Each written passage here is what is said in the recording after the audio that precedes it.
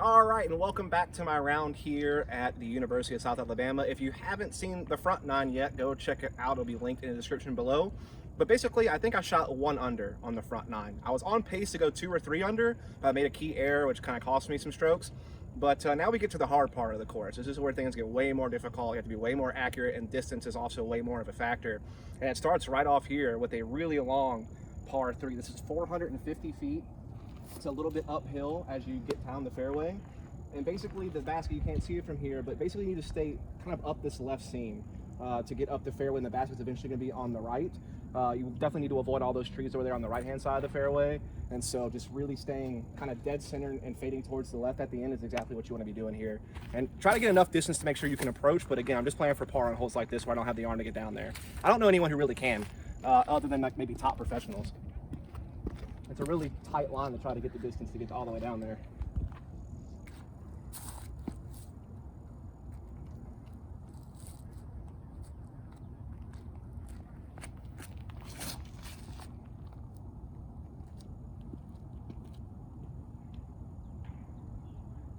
Well, that one definitely got up there. It might be hard to approach though from being on that right side. I really want to be more on the left side because it gets a lot more claustrophobic over there, but we'll see what we can do.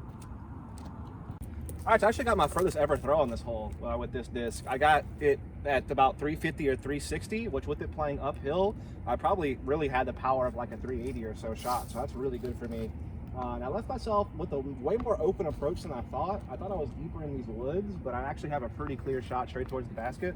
So I should be able to get my par here, no problem, as long as I don't do something really dumb, which I have been known to do.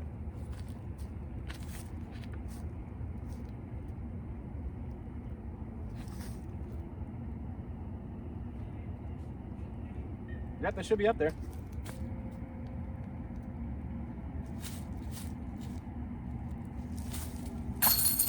Nice. That's the par. So here's where the destruction to your score begins here at the University of South Alabama. This is a 620-foot par 4, and this is an absolute nightmare of a hole for me. I have taken huge numbers on this hole on many occasions, including one time I took an 8 on this hole. It is very, very hard. Obviously, you have a very tight tunnel off the tee, and you really want to have something that kind of drifts more towards the right to kind of stay on the right side of the fairway, because once we get up there, I'll show you, the hole is actually more to the left. So you have to throw something pretty straight with some left fade on your approach shot. But you really need to just make sure that you get off the tee and down the fairway and towards that right side. If you fade too far to the left, once you get past this group of trees, you wind up kind of by some like storage containers and you're really cut off from the fairway. You basically just have to like pitch back to it and waste a shot. So this is a really, really difficult hole. Okay.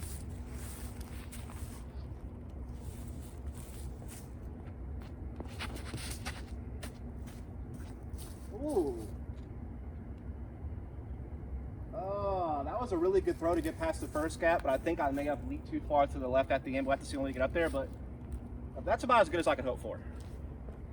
So that's where I started from, that tunnel, and I got all the way to right there. It's about a 360-foot shot I just hit. Unfortunately, like I said, I'm kind of pinched off because the fairway is going to go up this way where it's wide open, and then it starts to break to the left. So from my position, I basically kind of have to throw a forehand because I don't really have the footing to get a backhand from there. But if I throw a forehand not precise enough on the right angle, a forehand naturally goes to the right.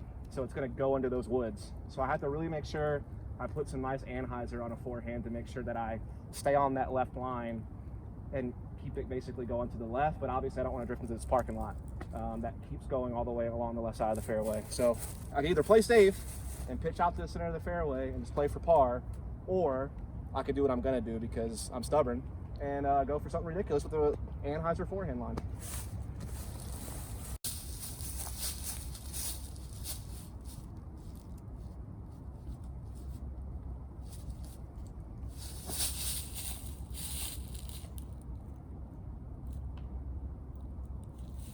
I believe I heard a tree get hit. I don't know if that's good or not. All right, so here's where my forehand landed. It was able to hook left. I think it bounced off this tree if I had to guess, and then it probably kicked right here, which is honestly good. I mean, I don't really have a chance to get a birdie from this far away, especially with the way it plays, I can't really get a putt through there. So I just basically have to try to go for some type of approach shot just to essentially make sure I can tap in the par. So I'm just gonna try to like kind of forehand check something up there and make sure I can get a par putt.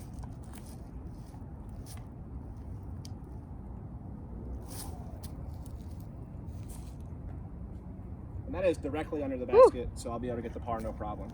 No big number this time.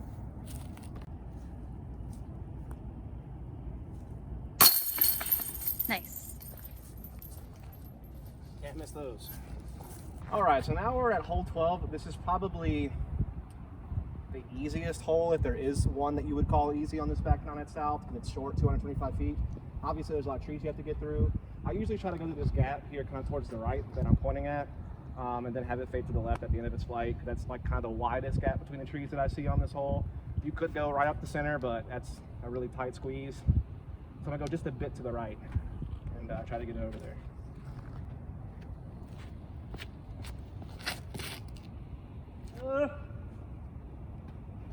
What? So I completely missed the gap, and I somehow skipped the putter like 100 feet forward. All right, so we got a birdie there on the last hole, which is nice. Probably one of the only birdies I'm going to get on this back nine. Though I guess the hole after this one, I can sometimes get it. Yeah, this one's tough. It's back to difficulty, 325 feet, or actually 335 maybe.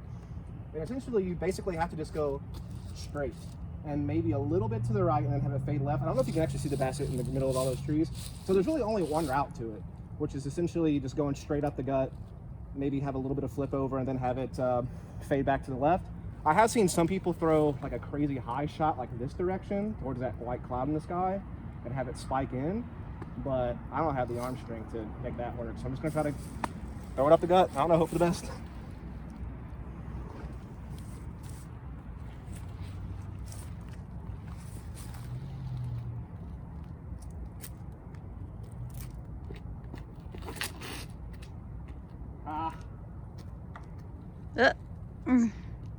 All right, so I had to cut that one short to save your eardrums because I was a little upset. But it's a really tough hole to keep a disc that straight for that long to really actually get up there. It's a tough shot. This is equally tough because I think I have to approach it from the right-hand side, but I'm not sure how I'm actually gonna really check up there.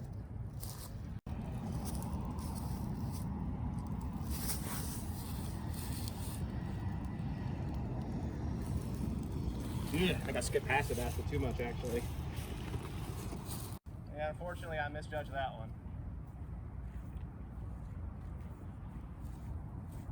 Well past the basket.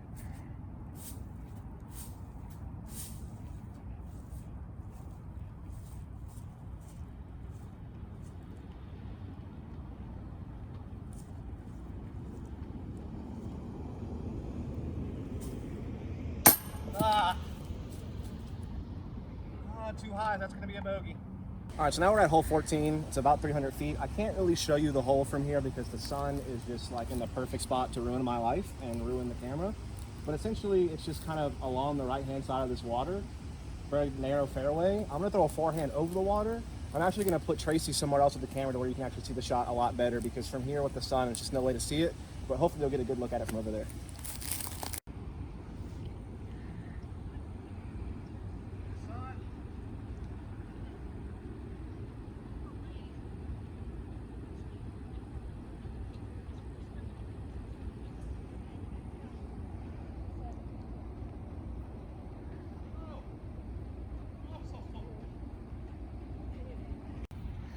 That was almost my first ever ace.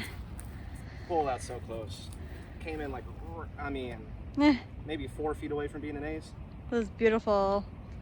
Oh, Yay. Man, I was really hoping I was gonna catch my first ace on film here. When it got to like right there, I thought it might like cave right into it, and it literally just fell right behind it. I mean, it doesn't really get much closer than that as far as an ace run goes. But we'll take the birdie, that's for sure. It really helps make up for what I just did over there. All right, so we're starting to get towards the end here, the back nine. We're at hole 15, a 455-foot par 4, one of the most difficult holes on the course, probably in the top 3. I think maybe 11 is up there, and then 16 after this is also really, really hard. Basically, I can't really show you the basket because it's a dog leg right uphill. But if you count the trees down this left side of the fairway, you have 1, 2, 3, and then 4. The last one you can see on the left.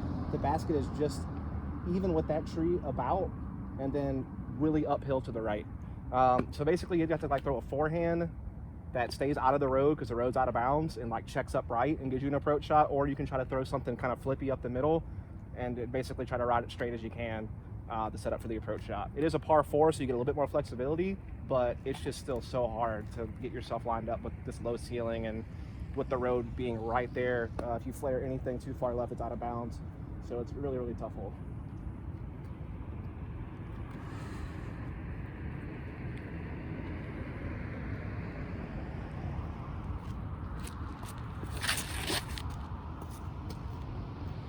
Settle, don't go on the road, please. Go down the road? It might have. We'll see once we get up there. Yeah. Aw. It I did. mean, you would hate to see it. It like bounced like 7 times. So. I feel like I just get my mark here, right? Yeah. I mean, I think it touched in bounds. It rolled off. Yeah. Save a par.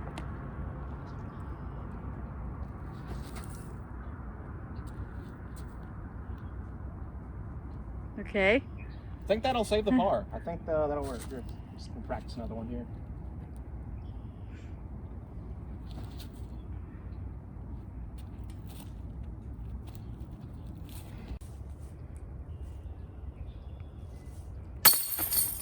Yeah. I say the par, but I was literally like, what, a foot and a half from making this a birdie? If I just would have stayed in bounds, that hurts. But, oh well. All right, we're at hole 16, and I'm not gonna sugarcoat this. I absolutely hate this hole. It is my least favorite hole that I've probably ever played. Like, it is unbelievable, and you'll see why when I discuss it. It is a 400-foot par 3. It's shaped very similarly to the hole we just played, where basically you have to play through a narrow fairway on the right-hand side of these trees. That's gonna dog leg right, or you can try to play something over this road and have it come into the right if you want to play something a bit more open. But as you'll find out, that's not the end of your problems, because this basket is suspended in the air. Just wait. I just don't even know what to do.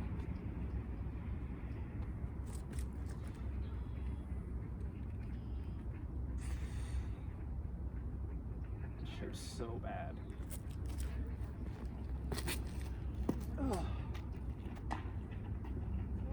I'll take it. I mean, this hole's just so hard. About the only good thing that happened there was that I didn't go out of bounds.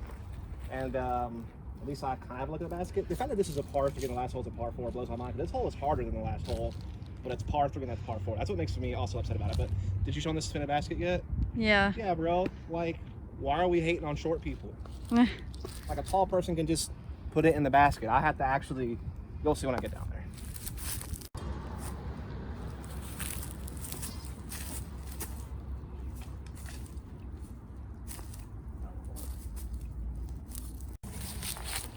Oh, yes.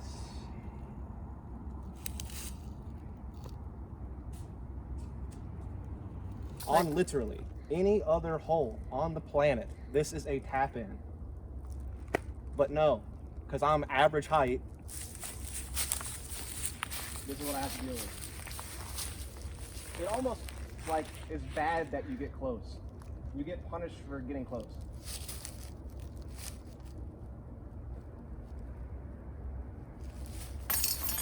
Thank Lord. Yay. So that's going to be a bogey. All right, so now we're at hole number 17, 250 feet. It's a pretty tight tunnel shot with a low ceiling, which makes it a bit difficult. You got to make sure you keep it low enough. I normally would throw a backhand, but as you can see, where they have the tee set up is like really awkward.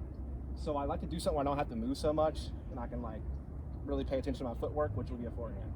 So I'm gonna try to throw a forehand on something a bit more flippy. So it's gonna flip up, roll left, and then hopefully go right at the end of its flight, and hopefully set myself up nicely.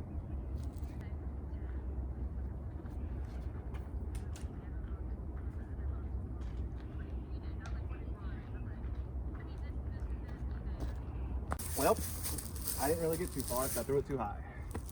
Now I just have to make sure I get up there for a par putt.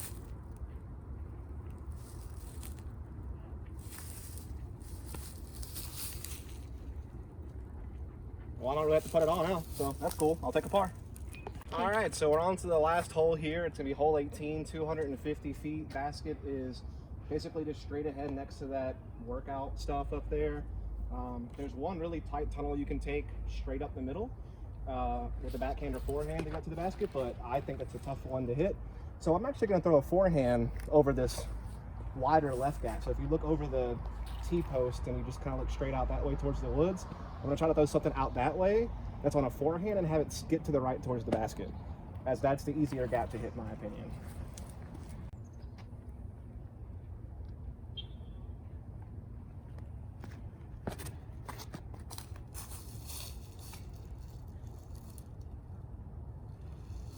Yeah, kind of what I wanted.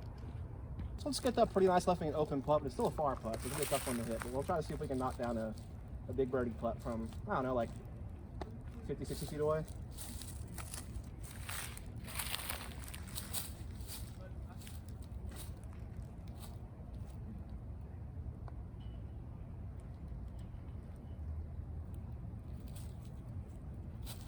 Oh. Oh man, you look so good.